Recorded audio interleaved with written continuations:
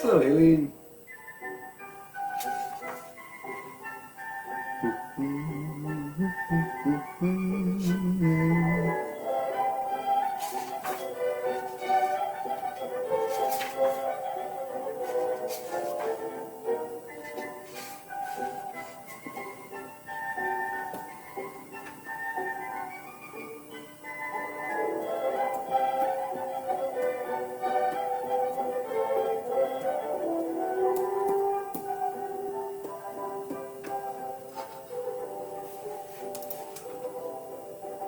All right.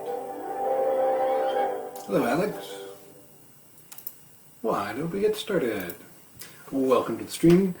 Yesterday, in Joust, Vetch had finished his first full day at the Jousters Compound and has discovered that his duties in a typical day consist of making sure that the dragon cachet is fed, cleaning out his pen, being careful of the acidic poops, getting 3 squares a day, which is good, 3 square meals. Well, maybe not square, I mean loaves and things like that. Probably sort of elliptical. And then doing some harness repair, and cleaning Ari's quarters, and having some more food. And then giving Cachet a sand bath and feeding him again, and that's it. So a fairly full day, but he actually gets some free time for himself, which is fairly unusual for him at this point. So interesting to see what is developing. Chapter 5. We're on page 109 if you are following along, anybody. Harket came to rouse him in the morning, as Nofet, the goddess of night, was just pulling in her skirt to make way for Rehaket, the sun god. He woke at the first sound of a footfall, and all at once. It had been Kefti's habit to wake him with a kick to the ribs, if he were not already scrambling to his feet when his master lumbered into the kitchen courtyard. For all that Kefti was lazy, he still rose with the first light, in order to get the most possible work out of his serf and few servants and apprentices in the course of the day. So Vetch slept lightly, and the soft sound of Hariket's step woke him completely. He was not confused as to his whereabouts, though he knew perfectly well where he was the moment he opened his eyes, and as he unwound himself from his blanket and set his gaze on Hariket's unlovely face, his heart lifted. There would be no beatings today, no empty belly, no burdens too heavy, or work too much for his strength. He was a dragon boy now, and had the sort of life he could not have dreamed of having even this time yesterday. He felt his lips stretching involuntarily, and for a moment did not understand what his face was doing. He was startled an instant later, when he saw a slow, slight smile on Hariket's face, to realize that he was smiling, and Hariket was smiling back. How long had it been since he had last smiled? He couldn't remember. Feeling extremely odd, he covered his confusion by bending to fold up his blankets and roll up the pallet. The barge of the sun god was not yet above the horizon, but the beams of his light were streaking the sky. The air was cold enough to make Vetch shiver. The cabecine already winding around the tops of the buildings. Soon enough, though, Lord Rehaket would begin to hammer his power down upon the land, and upon anyone not fortunate enough to be able to remain in shade or indoors. Rehaket was not the chief god of the Tians, as he was for the Altans, perhaps because although he gave life to this land, he also brought death in the dry season. The Tians' greatest deity was Haman, the ram-headed lord of storms and the stars, said by them to be the father of all the gods. Among the Altans, Haman was nothing more than the god of shepherds. "Up with the Sun Lord, are you?" Harkat said, with a lift of one corner of his mouth. "Well, good. Today I want you to try and make your way through your duties without me. You ought to be able to. For one thing, you can follow the others around if you need to find things. For another, the corridors are clearly marked." Vetch nodded, though his stomach fluttered a little with nervousness. He did not really want to follow the others about. He had the feeling that they would make things hard for him if he tried. Maybe they wouldn't be allowed to hurt him, but they could do other things to make his life difficult. "Yes, sir," he replied, and hesitated. There were 100 questions he wanted to ask, 100 reassurances he wanted to beg for. Harkat read all that in his face and shrugged. "Somebody will put you right if you ask. You'll have to learn quickly, but you aren't stupid, boy. You can manage." Vetch didn't much like the sound of that, but it wasn't as if he had any choice in the matter. Well, actually he did. He could make a mess of his duties and be sent back to Kefti. But he was just one serf, after all, a single, unimportant serf. How could he expect an overseer to devote any amount of time to herding him about in his duties? Harkat had already spent an incredible amount of time on him yesterday, and that was probably only because he was making sure he would not have to send Vetch away. If he was to succeed, he would have to be better, smarter, and more diligent than the freeborn boys here. Harkat's face took on an expression Vetch didn't recognize. "Look, boy, I can't lead you around as if you were a palace brat needing a nursemaid. If I do, it'll only make things difficult for you with the other boys. They'll think I'm playing favorites, and then there'll be hell to pay. You're in a bad place, and so am I. You'll just have to jump into the river and hope Lord Horus' amulet protects you from the crocodiles." Vetch swallowed, but this he understood. Harkat was right. "Now listen, you know what to do in the afternoon, so these are your morning duties. The very first thing you do every morning is to feed Cachette. That is of first importance. Cachette will have gone all night without eating, and you should know by now how much a dragon has to eat. He'll be starving as soon as he's thoroughly awake." They both looked over their shoulders at that. Cachette was barely stirring. "Hello, Tyrell," and raised his head to blink sleepily at them. Obviously, he was not thoroughly awake yet. "Once you've done that, then saddle and harness him," Harkat continued. "Jouster Ari will be here as soon as he thinks Cachette will be ready. He's the first in the air, you can count on him for that. Once Ari and Cachette are away, then you can get your breakfast, and follow the other boys and do what they do." "Yes, sir," he repeated, and Harkat strode off on some duty of his own. Cachette had put his head back down and had gone back to sleep, torpid despite the rising sun. So it looked as if he had some breathing space before Cachette started looking for his food. Vetch gave himself a good stretch, shook out and rewrapped his kilt, then went to fetch Cachette's breakfast of meat. But this time he found himself showing up at the butcher's along with many other dragon boys. Harkat was already there, and while Vetch was waiting his turn for a barrow, he kept one eye on the overseer. Harkat watched each boy fill his barrow with a critical eye. Twice he stopped a boy from leaving without truly filling his barrow, and once he stopped a boy who was trying to stagger off with too much. He scooped half of the meat into another boy's barrow, with the admonition, "Dump that in front of her and come back for a second trip. If you hurt yourself trying to carry too much, you'll get no sympathy from me."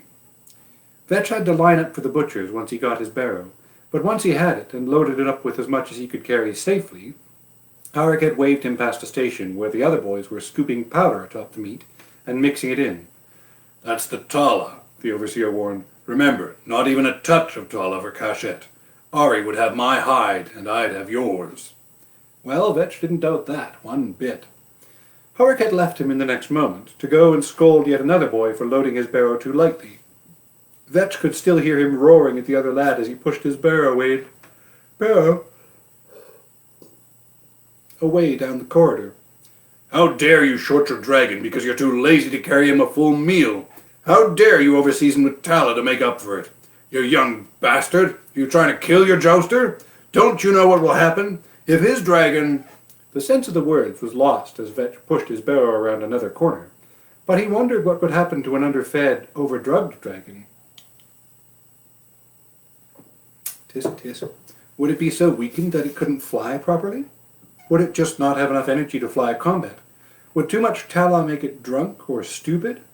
Or if it got really hungry, would it turn on its jouster? Wild dragons could and did eat humans. He shuddered a little and hurried on. The east was getting brighter, with long streaks of light shining up across the blue sky. The hands of the god reaching out to touch the land. He found himself humming the morning hymn to Ray Hockett for the first time in so very long. Perhaps for as long as it had been since the last time he remembered smiling. He was smiling now as he whispered the words of the hymn to himself. How beautiful art thou, bringer of life, shining winged one. How beautiful with morning's banners, streaming forth in glory. Cachet was restive and a little waspish after the long night without food. Not food. But in the other pens, Vetch heard hisses and whines, the snapping of jaws and the curses of the dragon boys. He knew then that he was very lucky to have Cachet as his dragon. All Cachet did was to play his favorite trick for snatching meat from the barrow, snaking his head around the corner again once he spotted Vetch coming from his vantage point over the wall. Vetch had been more than half expecting it, so this time he didn't jump. In fact, the dragon gave him such an amusing sidelong glance as he grabbed his treat that Vetch had to laugh.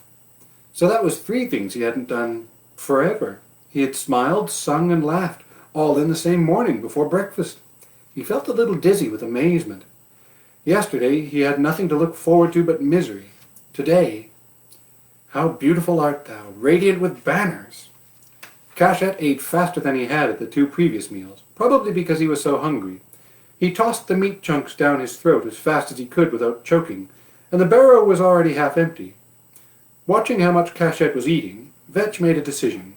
He dumped what was left in the barrow on the ledge beside the sand wallow, and went back for another half a load. Harriket was still there and gave him a surprised look and a raised eyebrow when he saw Vetch again. Cachet's really hungry, Vetch said diffidently to the overseer. I thought, should I bring him extra? Not just before a flight, but feed him extra when he comes back in, as much as he'll take, Harriket decreed, with a thoughtful nod. Then he muttered, as if to himself, You may be putting on a growth spurt. They never actually stop growing after all. Vetch waited. He had the feeling that Harriket was making up his mind about something. Harriket mused, then did make up his mind. Wait a moment, boy. Notan! The overseer waved at one of the butchers. Bring me a basket of hearts for this boy. The butcher nodded and brought over what had been requested, dumping the organs into Vetch's barrow. Now, you go give those to Cachet, Harriket ordered. If he's really putting on a growth spurt, that's not impossible even though he's mature. Even though he's going to be flying shortly, we need to do something about it. So whenever he starts eating like a pig, but he's going to be going straight out, you ask for a basket of hearts. That's dense meat. It'll give him strength without weighing him down. Now, off with you. And Vetch. Vetch was already halfway to the door, but he turned immediately at that. Sir? He asked. Harriket was actually smiling broadly. It quite transformed his face. Good lad. You're thinking. Keep it up. Ask me first, before you do anything with Cachet. But keep thinking. Yes, sir, he said, feeling a flush of pride warming his cheeks and ears. He all but ran back to the pen, pushing the much lighter barrow before him. Cachet dove on the hearts as if he hadn't just eaten a full barrow load of meat. Clearly, they were a great treat for the dragon. Vetch had to laugh, though, at the playful way he would pick one out of the barrow, toss it into the air, and catch it before it hit the ground.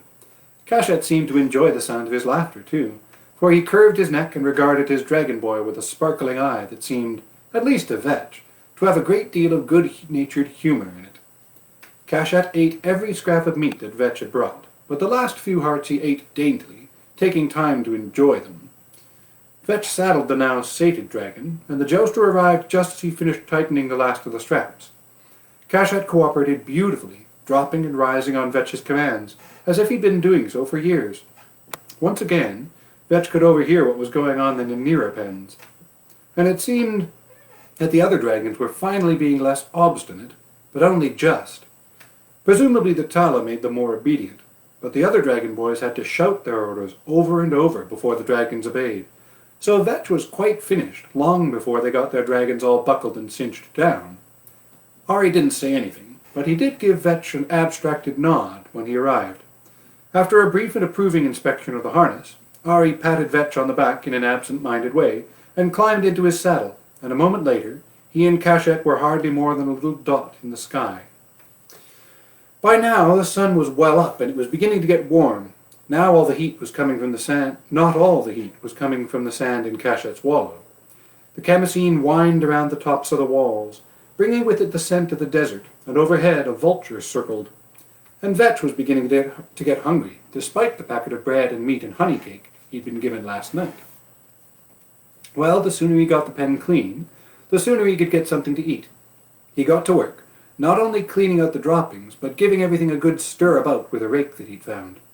Yesterday at this time, he'd been hauling water and clay and river mud for Kefti's pottery in the brickyard, with nothing more than a loaf end in his stomach. He'd have done 10 times the work he'd done this morning, with more in front of him, and the promise of no reward at all. This, well, he got to judge the size of his loads, that the tools were the right size for someone as small as he, and the raking was no work at all compared with anything Kefti set him to do.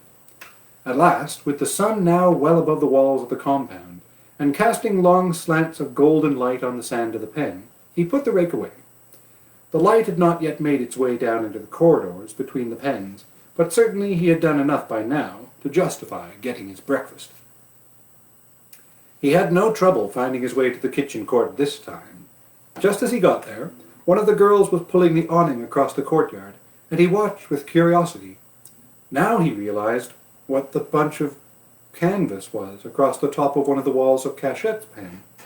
It was a similar awning, but it couldn't be to shelter the dragon from the sun, not when they needed and craved heat so much. Maybe it's to keep the rain off. That actually made sense. It wouldn't be dry season forever. Soon enough, the winter rains would start.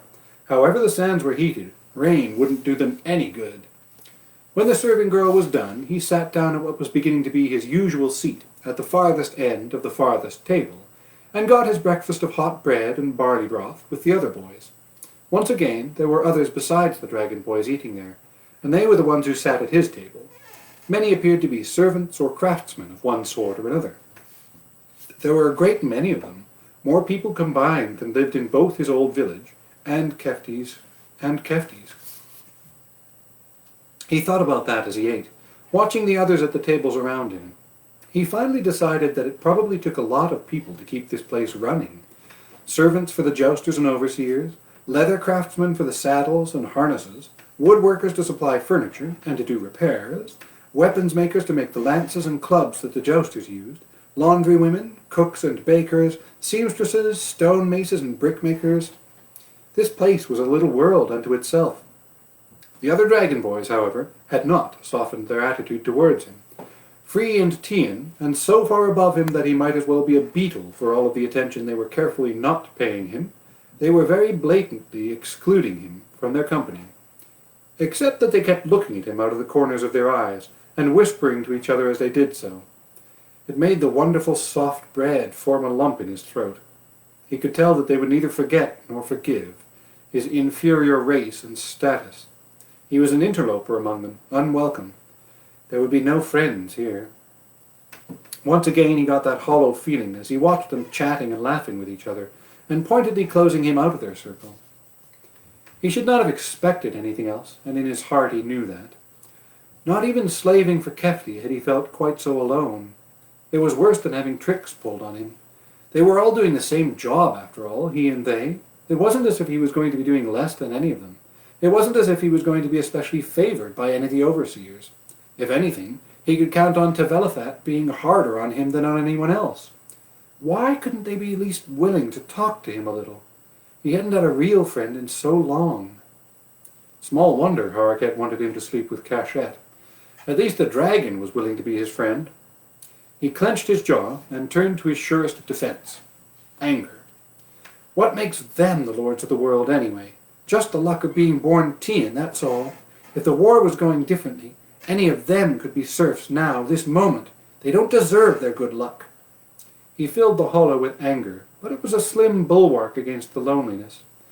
The bread turned as dry as old reeds in his mouth. The broth might as well have been water.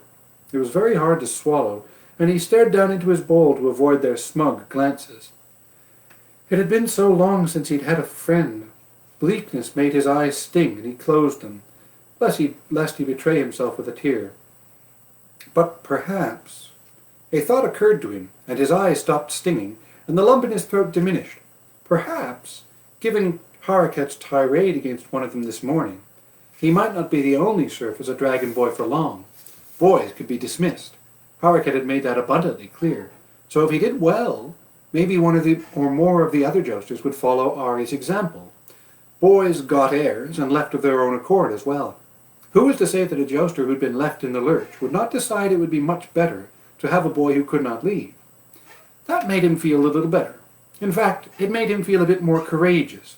Good enough that, although he did not trade hauteur for hauteur, he lifted his head and straightened his back, concentrating on his hands. Let them pretend they were better than he was. Hariket had shown that he approved of how Vetch was doing. It was Hariket and Ari that he had to please, not them. He would do better than they. No matter what they did, he would be better at it. He would tend to Cachette until he glowed with health. He would labor at the leatherwork and do twice as much as any of them. He would show all of them up for the lazy louts they were and shame them all. And damned if he would ask anything of any of them. But by the time he was settled here, their jousters would be asking them, "Why can't you be like Cachette's boy?" After breakfast, he trailed behind the others, having gathered from what he overheard that it was time to get a bath and a new kilt. They all went straight to the same bathing room where Hariket had taken him when he first arrived. He debated loitering until the others were done, then decided to edge inside and hope they ignored him. They did, and despite some horseplay and a little shoving among themselves, the presence of another adult overseer, who was handing out clean white linen kilts, and inspecting the boys for cleanliness, must have kept them on good behavior. He did loiter just long enough for the greater part of them to clear out, taking the opportunity to scrub himself really well, much to the evident satisfaction of the watching overseer. "Very good," the man said, as he handed Vetch a loincloth, a kilt, and a leather thong with the glazed faience talisman of a hawkeye on it that he had seen around everyone else's neck here. "Cachette's boy, aren't you? Jouster Ari is a stickler for cleanliness. I'm pleased to see that you are as well." "Yes, sir," Vetch replied, and ventured, "Could someone cut my hair, sir?" He didn't mean cut it off, of course, but he hoped it might be trimmed up a bit. Evidently he wasn't even to be allowed that much. "You're not freeborn, boy," the overseer rebuked him. "But here." He handed Vetch a coarse shell comb and another bit of leather thong, and at least Vetch was able to get the knots out of his hair for the first time in months and months, and braid it. He handed the comb back to the overseer, who stowed it away, wishing he could shave his head altogether. But only a freeborn boy could shave his head and wear a wig. A serf was branded as such by his own hair, long and uncut. It was the cheapest and easiest way to mark a serf. Shaving took time, the resource of a good sharp razor, and had to be done every day. Hair damp, freshly kilted, wearing the glazed hawkeye talisman, he followed in the wake of the last of the boys, knowing there were other chores that needed doing between now and when the dragons returned. So long as the others didn't notice his presence, he felt better with the hawkeye around his neck. Such talismans kept the night-walking spirits away, and demons, as well as guarding him from the crocodiles of Great Mother River. It wasn't the talisman that he would have chosen. He'd have taken one of Nofret's stars if he had a choice, or better still, the sun disk of Hakat Ray. But it was good to have it. The talisman wasn't only for luck. It marked him, should he ever need to leave the compound, as a servant of the Jousters. No one would interfere with him while he was wearing it. No one who was not of the Jousters wore the hawkeye. If a talisman of the god Horus was wanted, it would be one of the god himself. And yes, he learned as he walked boldly behind the last 3 boys into yet another chamber, that there were plenty of tasks to be done. For the first time, he found himself taking a place among all of the other dragon boys, who were lined up in front of some racks of equipment. This was yet another proper room, a large one, smelling of oil and fresh wood, and yet another overseer, this one a hard-looking man of a kind with Hariket, only leaner. This room was lined with rack upon rack upon rack of the lances that all jousters used. The overseer intercepted him as he entered the doorway, stopping him by the simple expedient of stretching his arm out to keep Vetch from passing. "Jouster Ari's boy, Vetch?" Caught off guard, he bobbed his head nervously. "Yes, sir." "This way." He pulled Vetch off to the side, with one hard hand on his shoulder. He stationed Vetch in front of a rack of lances. Vetch could feel the eyes of every boy in the chamber on him, and it was all he could do to keep from cringing. He reminded himself of their scorn, and of his vow to be better than any of them. He would prove that an Alton was better than any two Tians put together. He fastened his gaze on the rack of weapons, as he was no doubt intended to do. Now, except for that mashed lance of Ari's, which had hardly been recognizable as such, this was the first time that Vetch had ever seen these lances up close, and much to his surprise, they appeared to be made not of wood, but of bundles of reeds or papyrus, somehow bound and glued together into a whole. The surface was very shiny, the bindings of linen thread wrapped in intricate patterns and varnished into place with a lacquer that turned everything shiny gold. "Vetch, this is important. I want you to check each one of these. Because this is your first time here, I've set this up as a learning exercise. I put some damaged ones in this rack to show you what to look for, and how to check the lances for breakage and weak spots. Here, this is a good one." He thrust the lance, which was just a little longer than he was tall, into Vetch's hands. It was astonishingly light, and even more astonishingly strong. "First, flex it like this," and he gestured with his hands to illustrate, and Vetch tried. Another surprise. The thing was springy, much more so than wood, and strong. "You feel that? That's how a good lance should behave. If it doesn't flex like that, it's gone dead. Toss it." He handed Vetch a dead lance, which had nothing like the flexion of the first. After trying it, Vetch obediently tossed it into a pile of other discards. Behind him, he heard the other boys at work at their own racks. Presumably they already knew what they were doing. "Learn quickly," he reminded himself. The overseer showed Vetch other defects to look for. Broken tips. They weren't so much broken as crushed, weakened spots, which were soft and gave when poked. Lances gone out of true. So this was one of the important jobs of the morning, and Vetch could see why it was vital. He could figure out why the lances would have broken or had gotten weak places by himself. After all, the lances weren't for show. The jousters used them to fight with. But he couldn't reckon why they'd go dead or out of true. Well, that wasn't his job. His job was to pull them off the racks when they did. There were a lot of lances, and each one had to be inspected minutely. Furthermore, every boy had to inspect every lance that passed, and the overseer followed behind them, inspecting every one that they all passed, sometimes discarding one for no reason that Vetch could fathom.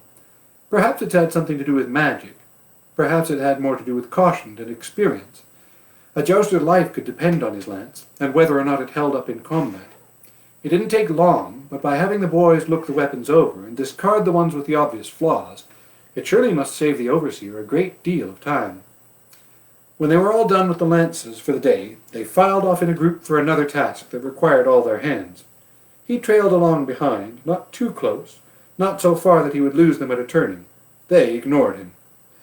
This one took them to a huge walled court, filled with coarse linen cloths, loosely woven, stretched over frames that were held above the ground on wooden legs, at about the same height as a sleeping couch. And on the linen cloths were the very familiar yellow-green, rounded shapes of ripening tala.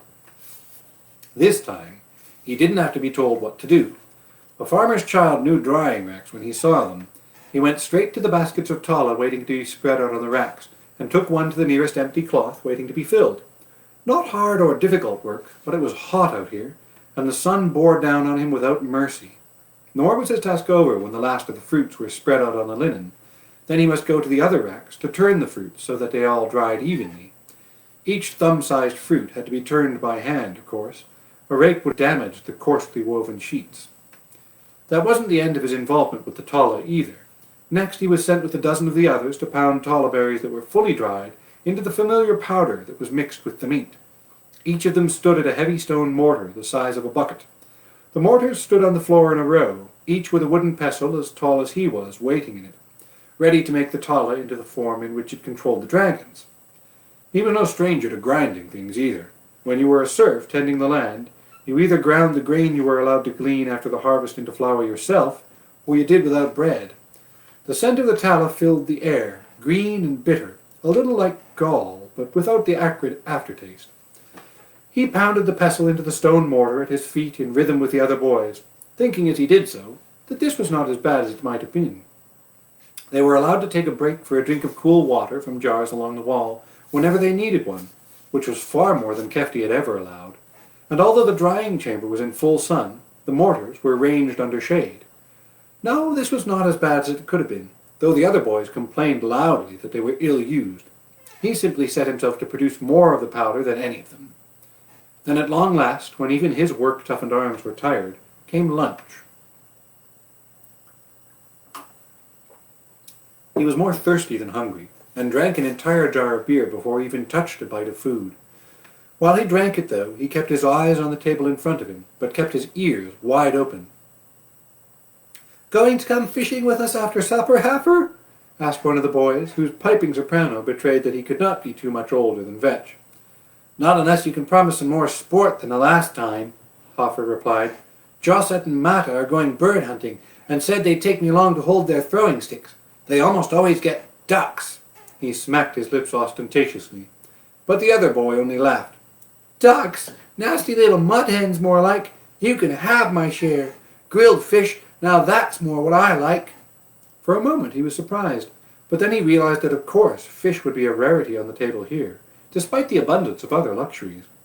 You couldn't sacrifice a fish to the gods, after all, so what was common fare for practically anyone else with the time to spend on the river was a treat for the dragon boys.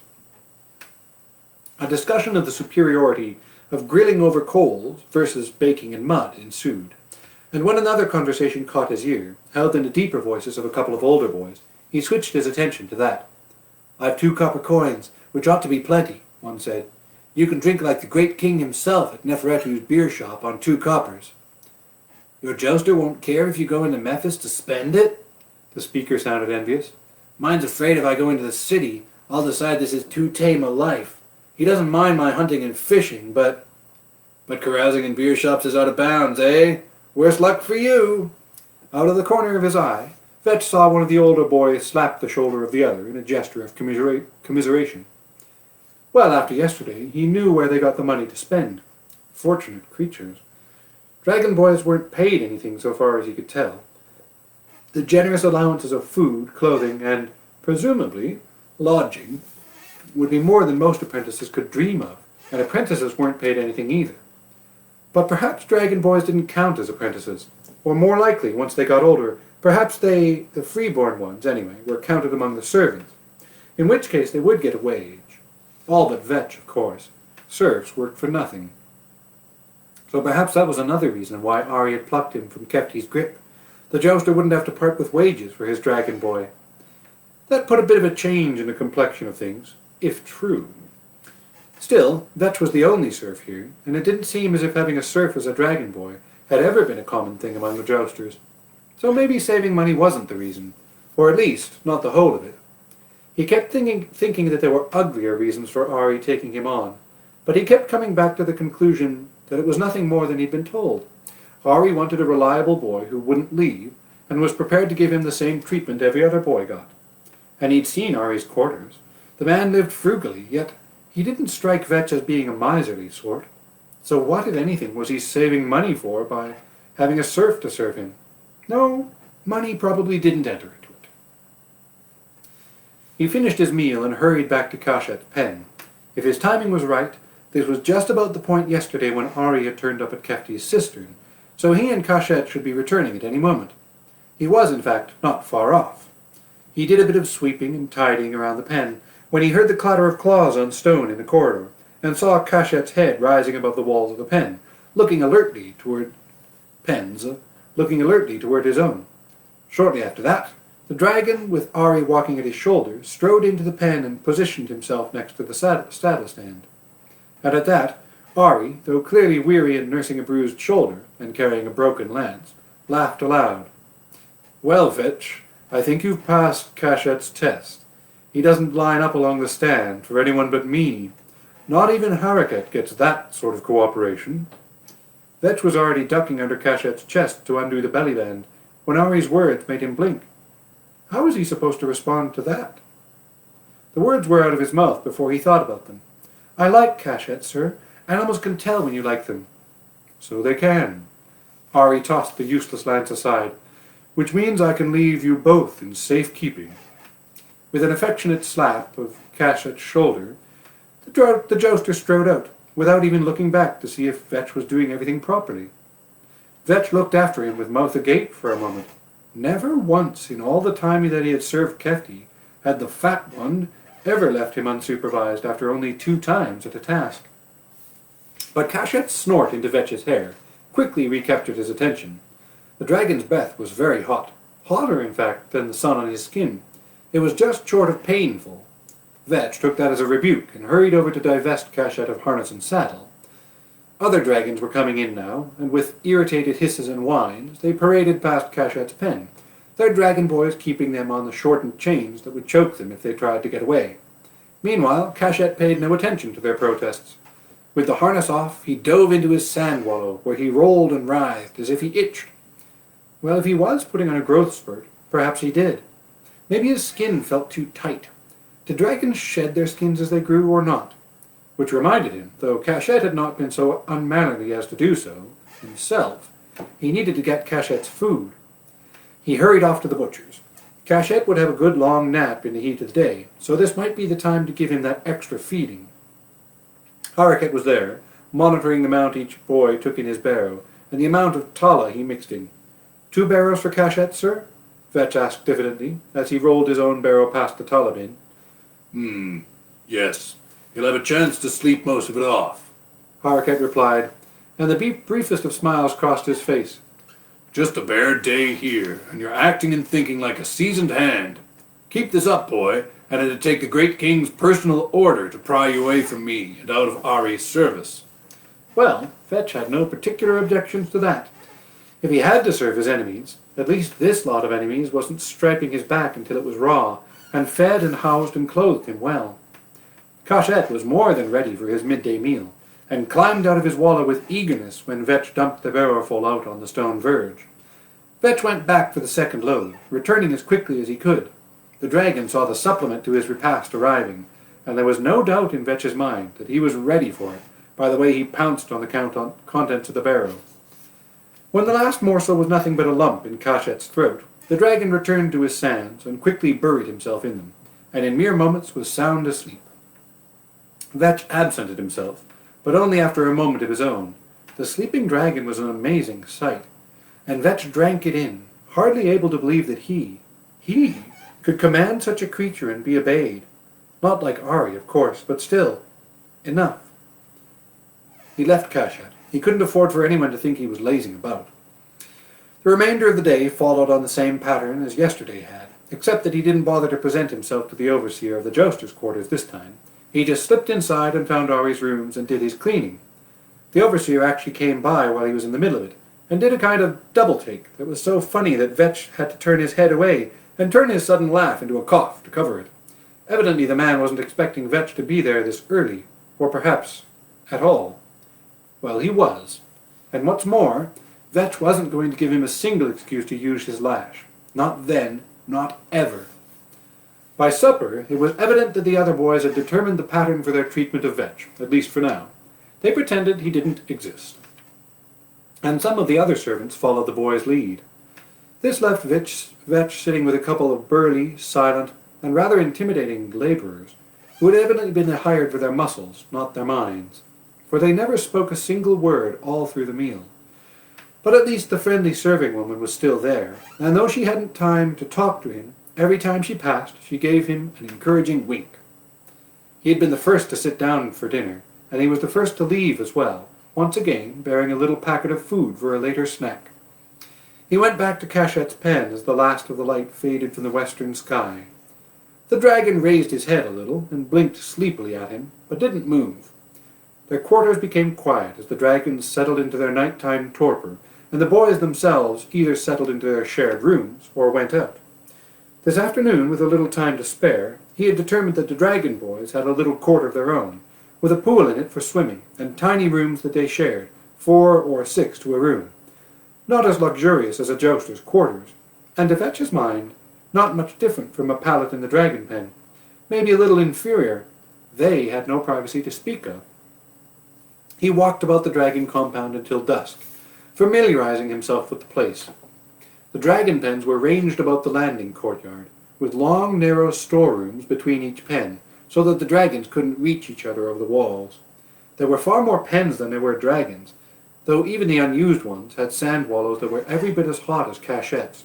On the west side were the Jousters' quarters and the kitchens. On the north and south, those of the servants and slaves and the dragon boys. And on the east, the armory, the saddlers, and the butchery where the sacrifices were cut up, treated, and distributed. It was quite easy to figure out once you understood the pattern. Vetch did not venture into the Jousters' quarters, which were lit up with torches and lanterns. Servants entered with food and drink, and departed with empty platters, and there was a scent of incense and perfume on the night breeze. There was a great deal of talk and laughter going on in there, and Vetch elected not to try and peek in. He got the distinct impression that he definitely would get into trouble if he did. A free-born boy might get away with spying on the pleasures of his masters. A serf, never. At length he returned to Cachette's pen, and unwound his kilt, laying it aside. Vetch settled into his corner on his pallet, but he wasn't sleepy yet. As the gloom of dusk settled over the pen, he looked up at the robe of Nofet, spangled with the gold beads that were the stars. He tilted his head to the side, listening, and heard a hum of muted voices from the other parts of the compound.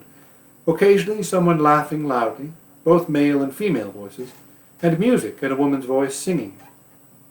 Since it wasn't likely that it was the servants and slaves who were laughing like people at a feast, it was probably visitors.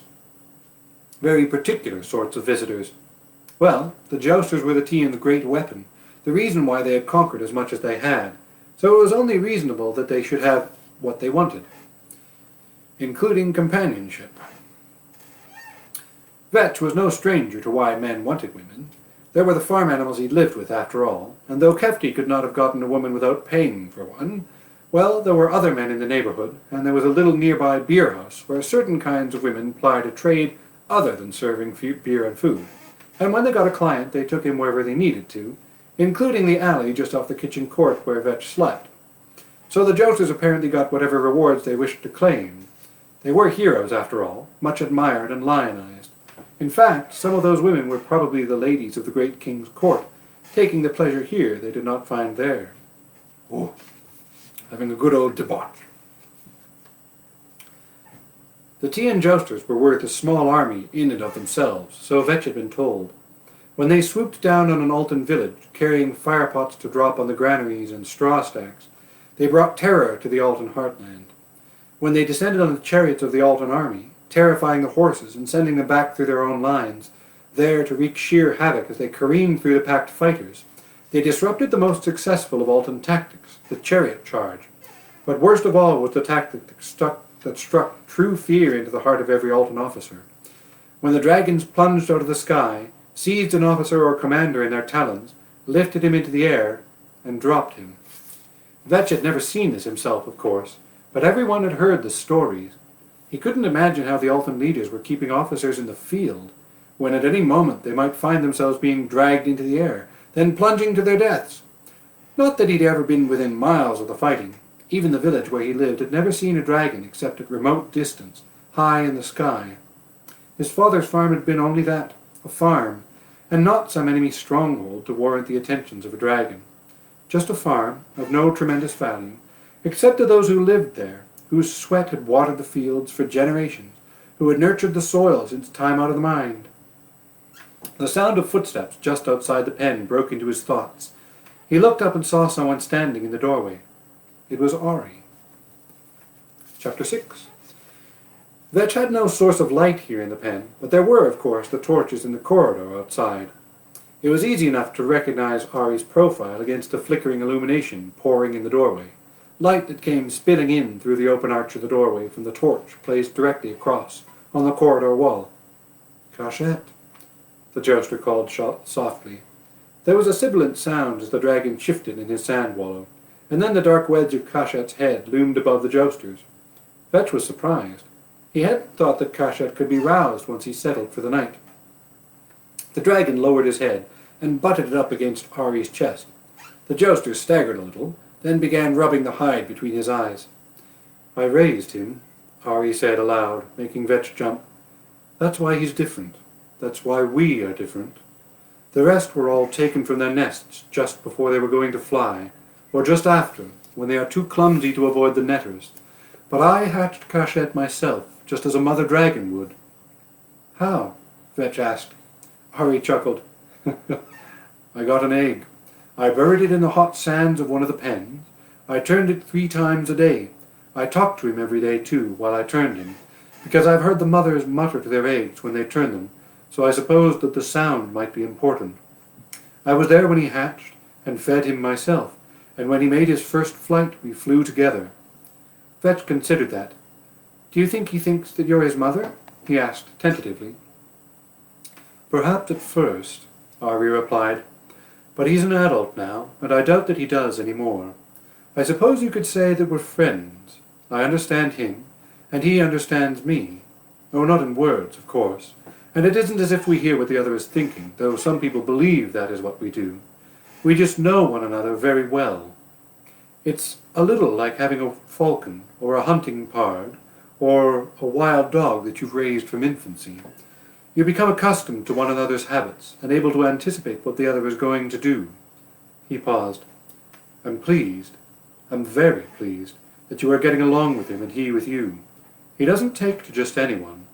Harriket can handle him, but it's clearly a case that he tolerates Harriket rather than likes him. He actually likes you." That explained a great deal about why Cachette was so unique among the other dragons, and so tame. Ari had actually hatched Cachette. The great dragon hadn't been tamed, because he was tame from the beginning. There was no doubt in Vetch's mind that Ari was right about why Cachette behaved so differently from the other dragons. Feeble kittens, taken half-grown from a farmyard, never would properly tame down to become quiet, even-tempered pets, even though they were the same breed as, and in all ways identical with, the pampered and aristocratic temple cats.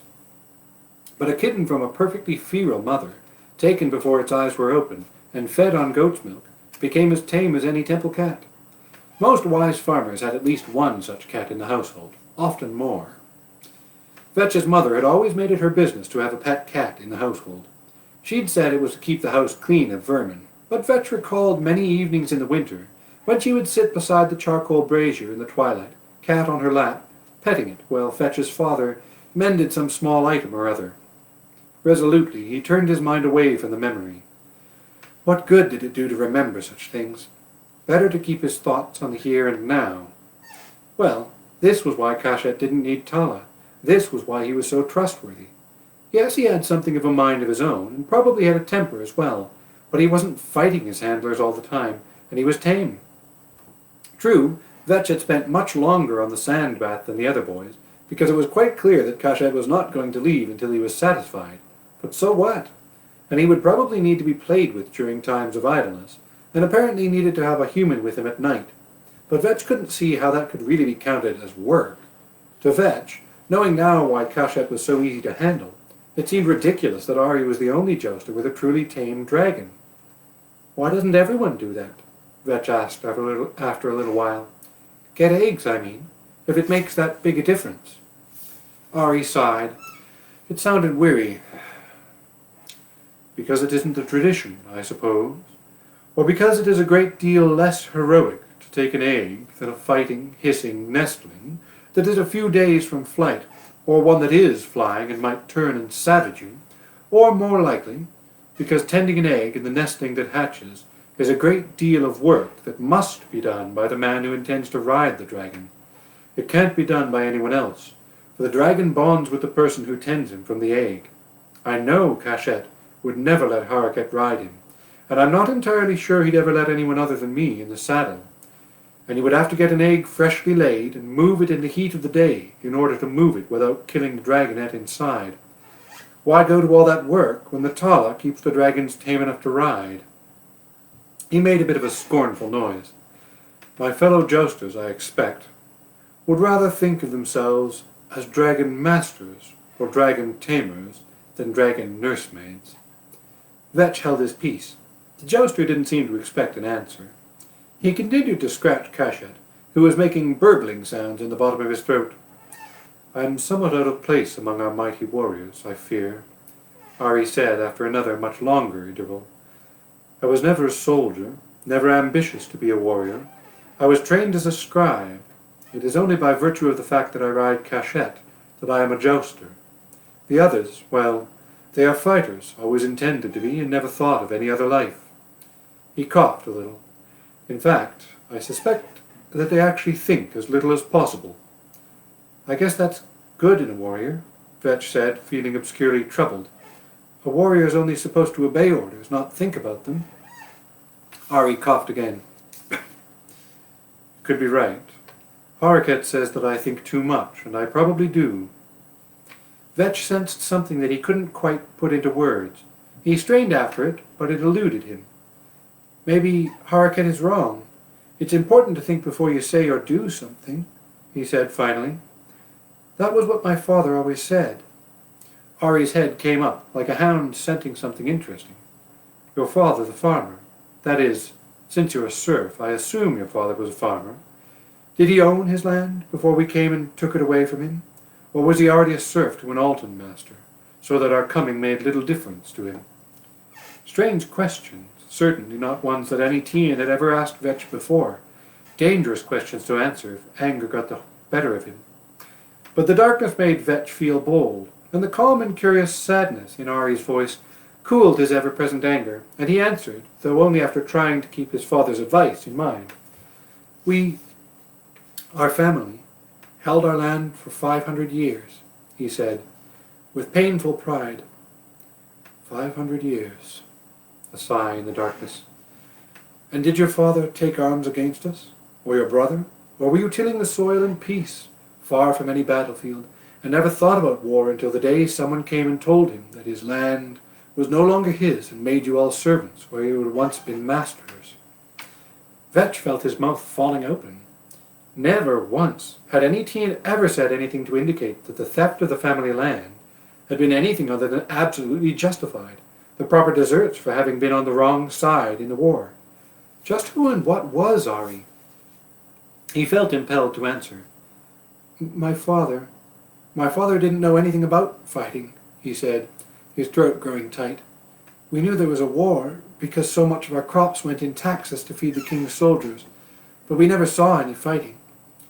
No, one long, slow year rolled into the next, and the time was marked by planting, growing, harvest, dry, winter, and flood, the 6 seasons of the year.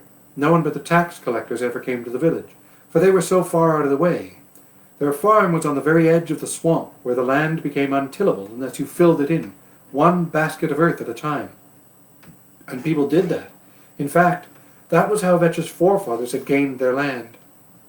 They had won it from the swamp, an inch at a time. There was fever there, and the insects were a constant plague, but the land itself was generous and offered abundance to those who cared for it.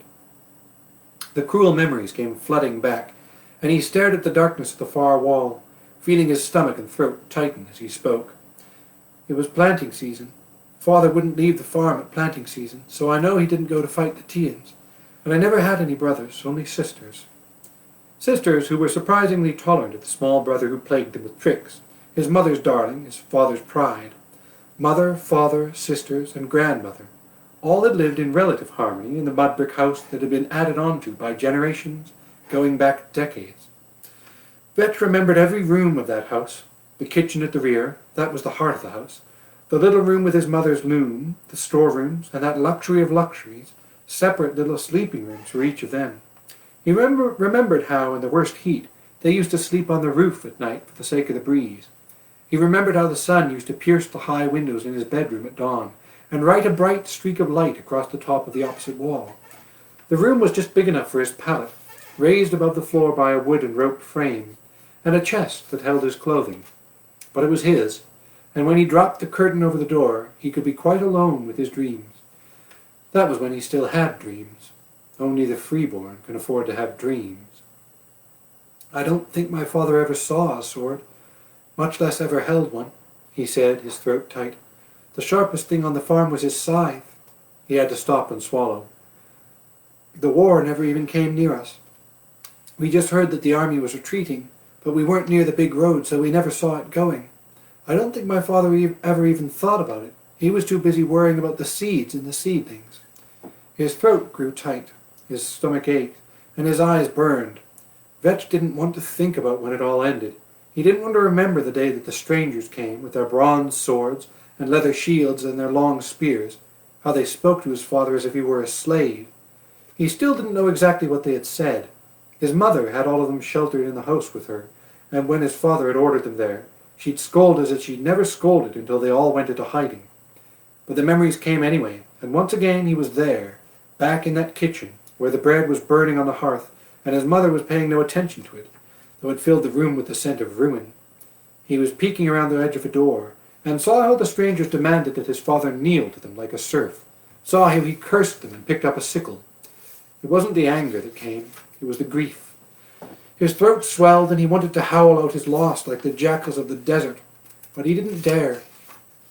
He stuffed his hand in his mouth to stifle his sobs, and even his anger was not proof against the sorrow that threatened to overwhelm him. One moment, and his tall, strong father had been standing, defying the men who, he now knew, had come to steal the land that had been theirs for centuries. And the next instant, he was on the ground, and his mother had burst out of the futile hiding place, as if the Tians hadn't known they were there all along, to fling herself over his body. Vetch saw it before his eyes, as if it was playing out all over again. His mother was running toward the twitching body of his father, screaming, and his sisters followed her, adding their wails to hers, while he stood frozen in the doorway for a moment before following them. And there was blood everywhere. It was saturating the front of his father's kilt, pouring into the dust beneath his feet, a single drop on the cheek of the killer, a smear on the blade of the murderous sword. He didn't remember leaving the house, but he was running too, not thinking, only screaming at the top of his lungs, screaming at the soldiers. Then horror on top of horror. The Tian soldiers grabbed her, grabbed him, grabbed his sisters, with the remote indifference of a housewife taking up a chicken for the pot. Grabbed them, throwing them down beside the road in the dust, and if any of them tried to rise, they were kicked or clubbed with the butt of a spear until they stayed prostrate. He remembered the taste of dirt and of tears, of the blood from his split lip, remembered how his youngest sister wouldn't stop screaming, and the soldiers kicked her in the head until they knocked her unconscious. She was never right after that. He couldn't get any words past his closed throat, but Ari was just as silent. In a way he was glad, because if Ari had spoken a single word, he might have flown at him in a rage, and then, well, he didn't know what would happen. He certainly wouldn't hurt the jouster, no more than he had had any chance of hurting the soldier who had killed his father. But in another way it left him alone in the dark with unbearable memories. Man, what a tough spot to leave it. However, we are running out of time, and there's quite a bit left in the chapter. Yeah, we'll leave it there. Page 142. Got through a good bit today. So, thank you for tuning in. I'll post this up on YouTube as usual. I really like Ari. Ari is Ari actually cares about things, and I think it's very interesting that already you get to see this early on in the novel that he's troubled by the things he's asked to do as a soldier. And I empathize with that. I would be rather troubled by them myself. Anyways, hopefully you're enjoying the book. Tune in. Tomorrow I'm going to take the night off because I have a class that I'm teaching, so I'm not going to be available at 8:30. So tune in on Friday.